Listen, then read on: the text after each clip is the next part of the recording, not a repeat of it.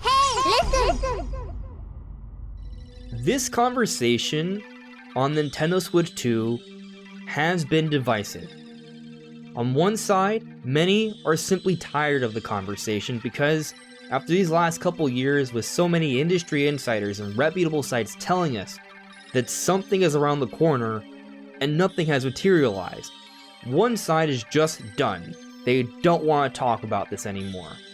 But then on the other, you have many who are excited for the future, who want to see their games looking and running better than what they are on the Switch. The Switch is approaching its 6-year anniversary this March. It's dated hardware. Well, it appears we're finally going to get some clarity on what's going down with Nintendo Switch 2. Based off some reports from some reputable sites, it looks like we know what's happening. And that's what we're talking about today.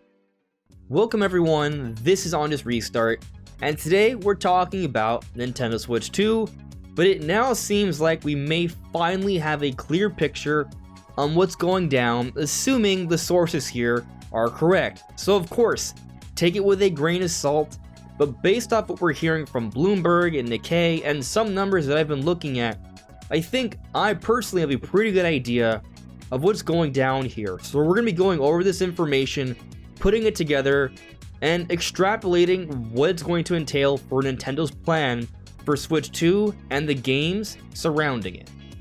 So first, let's go over the news. So firstly, Bloomberg is reporting that Nintendo is going to be focusing on producing a lot of hardware for this year. A lot of Switch hardware, Switch 1. In other words, Nintendo's focus for 2023 is about pushing Switch hardware as much as they can. And the exciting thing about this is that this increases the chances for Switch to become the best-selling hardware of all time. We recently got news that they're around 121 million, and they're pacing quite well into the year. But also with this news, this dampens the likelihood of a new system coming out this year, because if they're ramping up production of the Switch family, then that doesn't sound like they're gearing up for a new system. However, we now have another report about the ramping up of another production for something else, that being Switch's successor. However, this is for next year. So this is coming from the publication Nikkei, and they're saying that they're now in conversations with manufacturers to produce the successor, and it's due to be on sale mid-2024. So what's interesting about this is that I heard about the Bloomberg report talking about the amount of Switches that are going to be sold this year, but not about the Nikkei report telling us that Switch 2 is coming out mid-2024 during my live stream, which for you guys will be last night, but for me is right afterwards. I'm recording this after the live stream late last night, or, you know, when you see this, right? So I came up to the conclusion that what makes maybe the most sense, considering the amount of systems that are coming out, is a mid-2024 release. And this makes sense for a lot of reasons. So first, let's go over some sales numbers here and see why it sort of adds up. So when we take a look at Switch, this is what's going on right now. In the first fiscal year of Nintendo Switch, they sold 15.05 million. They went up to almost 17, then they went up again to around 21, then they spiked during the pandemic year, the year ending in fiscal year 2021, meaning most of the year in 2020 where we were quarantined, to almost 29 million, 28.83. But then the year after, we finally started to see a dip, 23.06, and Nintendo's projection for this year is less than that, 19 million, but it may do a little bit better, around that realm. They are headed downwards. However, something that kind of changes this perspective a little bit is that there is a semiconductor shortage. So part of the lower forecast is because they don't think they can quite meet demand. Not entirely just because people are losing interest in Switch. So what's interesting is that if you take a look at the sales history for other systems from Nintendo, there's one system that matches up pretty well. I don't think it's a good idea to compare the Wii U, because that's a failure of a system, You can maybe compare the Wii because it's also a incredibly successful system, but if you take a look at its sales, after its third year, the Wii just continuously dropped in sales year by year by year. It did not maintain momentum. The platform that's perhaps the best comparison for Nintendo Switch is the Nintendo DS. Why? The Nintendo DS sold about 154 million. It is just shy of being the best-selling system of all time, right under the PS2, which is about 155 million. And the Switch could be pacing to eventually reach those systems. It's going to at least get close. And it's also had a longer lifespan compared to previous systems, similar to the Nintendo DS. The Nintendo DS came out late 2004, and its successor didn't come out till 6.5 years later. Part of what makes this so interesting that Nintendo decided to announce the 3DS the year after they saw the first dip in sales for DS is that we had to wait a whole year after its announcement before it actually came out. So in come Nintendo Switch. Yes, we're seeing a dip. We saw a dip last year, and we're going to see a second dip in a row, so you would think that Nintendo is now past the time to announce their successor the same way they handled DS. But there's a few differences here. One, back then, Nintendo announced systems way in advance. Now the turnaround is far quicker, but also two, part of the reason why sales have trended downwards has actually been because Nintendo has failed to meet demand because of the semiconductor shortage. Assuming Nintendo hasn't been lying to us, then that would mean that Nintendo's actually anticipating that their momentum is not trending as far downwards as history might suggest. Now we take a look back at what's being reported right now, that it looks like Nintendo's actually going to double down on Switch, and as opposed to assuming that its sales are going to continue to trend downwards, they're going to do their very best to meet demand this year. And this is really interesting to me. Yes, I'll say that I've been hoping Nintendo would come out with a new system this year. But when I've talked about this new system, I've been of the assumption that it would be somewhat of a pseudo mid-gen refresh next generation system. Something like a Game Boy Color, where it improves upon things, but it's somewhat still in the same family. It would be a blurred line situation in terms of how Nintendo markets it. In other words, Nintendo could just introduce it as a premium system.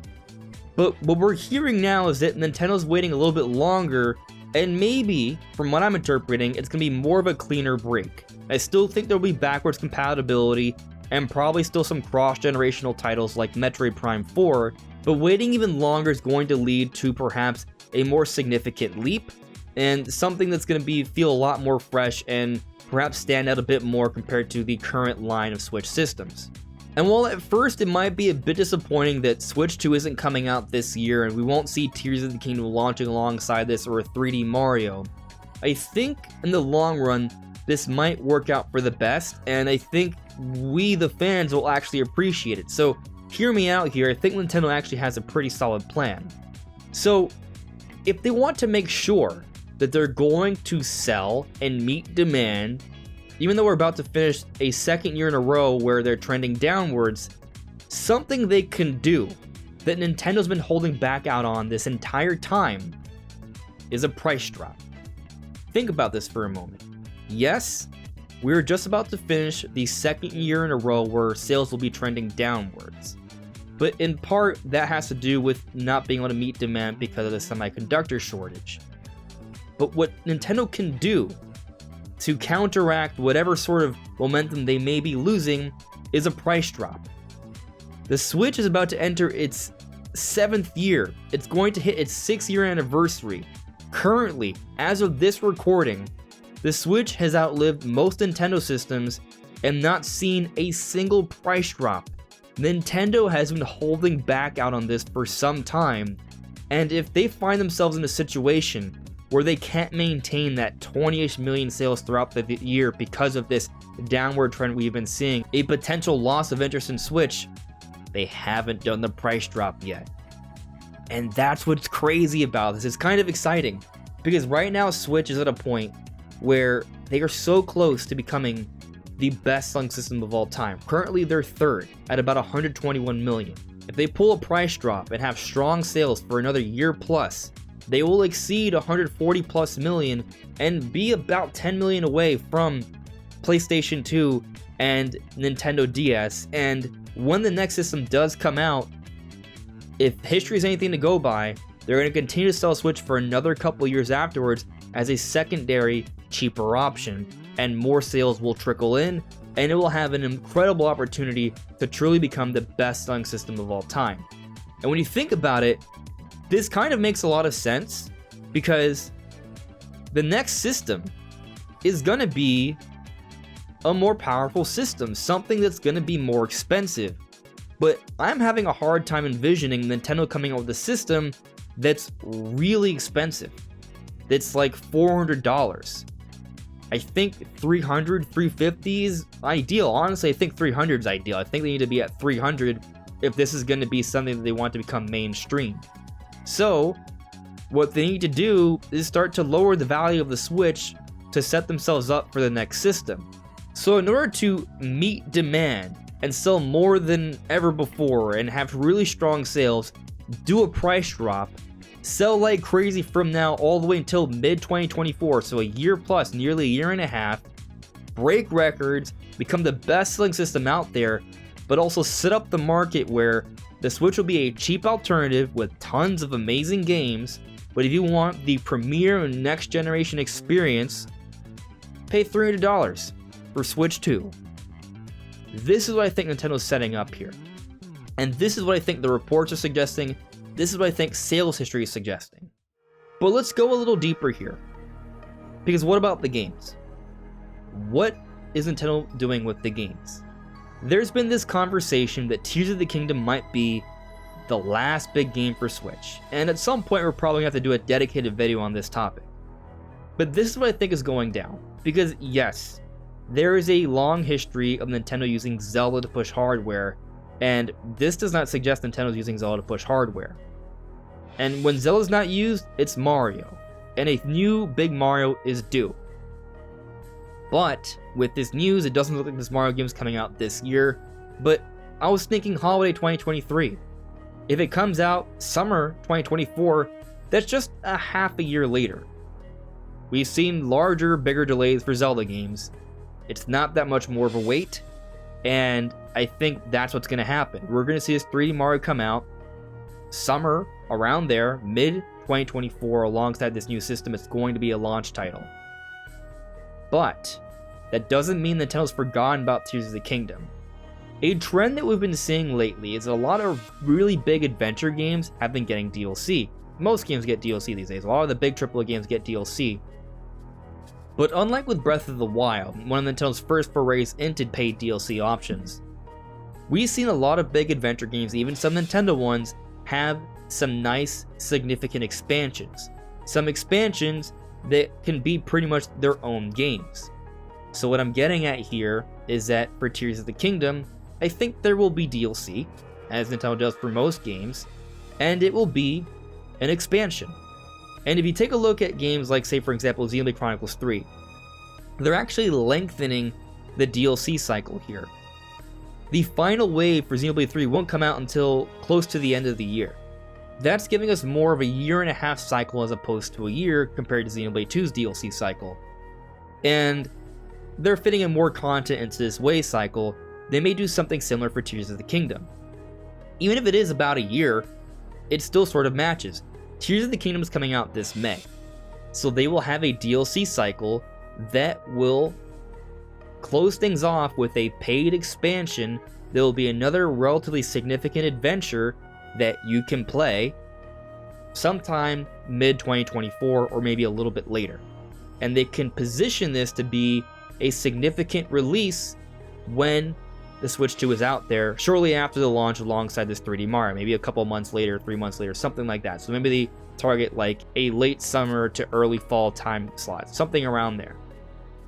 And they can even have a special update for Tears of the Kingdom that runs and looks better on this system. So we'll still get that amazing new Zelda experience, and there will be more content. Yes, I know Tears of the Kingdom is not out right now, and it may be a little weird to talk about DLC, but we're talking about Switch 2 here and what's happening in 2024. But it goes beyond that as well. As I've been telling you guys, and I feel even more confident about this now, Metroid Prime 4 is not coming out 2023, but 2024. At the end of 2024, I feel. So we're now looking at a scenario where Nintendo is going to go gangbusters and sell so many Switches this year, have a price drop, if not this year, early next year, depending on how they feel they're meeting demand. And we're going to see all these great DLCs for all these games that are coming out this year, like Pokemon, Xenoblade, Splatoon, Mario Rabbids, Fire Emblem, and Zelda, along with some nice quality releases like Tears of the Kingdom and Pikmin 4 and Fire Emblem, and there are some other nice rumored things like Donkey Kong, the Prime Remaster, maybe F-Zero. Then we go into next year, and they won't announce this system until early next year. They're not going to punt holiday sales. They did that for the Switch back during the Wii U era, because the Wii U era was a complete failure. There was no reason to try and have nice sales during the holidays for Wii U because they were pretty much non-existent. But by targeting a mid-2024 period, they don't do the awkward early year system release because they would have to announce the system either right before the holidays or immediately afterwards. They can wait just a little bit, have a nice big event showcasing the system, and then have a few months hyping it up, building it up, and having a strong launch around the summertime. Then a few months later, we see a updated version of Tears of the Kingdom alongside the close of the DLC, which is an actual expansion adventure that will be fairly significant. And then for the holidays, we finally get Metroid Prime 4 to fully showcase what the system can do. And then all of a sudden, we're looking at a scenario where we have an awesome new 3D Mario, a significant expansion to Tears of the Kingdom, and Metroid Prime 4. It will be the return of the classic big three in terms of big, awesome, pioneering single-player experiences, all of which would be that core game experience that Nintendo fans clamor for. That would all be a great way to showcase what the next Nintendo system can do. And this is pretty exciting. We're a little bit of a ways off, but in the meanwhile, we have games like Fire Emblem Engage, Pikmin 4, and Tears of the Kingdom, a direct sequel to arguably one of the greatest games ever made that's been in development for more than half a decade, to hold this off until then. And I'm sure there's going to be some other nice announcements throughout the year as well. And this lead up is going to be pretty exciting. Now, again, take this with a grain of salt because Nikkei and Bloomberg have been wrong before, but plans change when it's behind the scenes. That's just what it is. If it hasn't been announced yet, it's because those plans are still in the works. They're not ready to present that information to the public. But this makes sense to me. I think this is fairly likely. This is what I think is going to happen. And I feel more confident about this than my initial prediction about when Switch 2 will be coming out, because there's actually some information suggesting that things are going into the manufacturing process. We have more of an actual solid timeline now. But what do you guys think? Do you think this timeline works out? Do you think this is pretty much what Nintendo's plan is going to be? Do you have other ideas? Let me know in the comments below. Anyways, everyone, this is On Just Restart. Thank you so much for listening and watching, and I'll see you all really soon. Take care. Bye.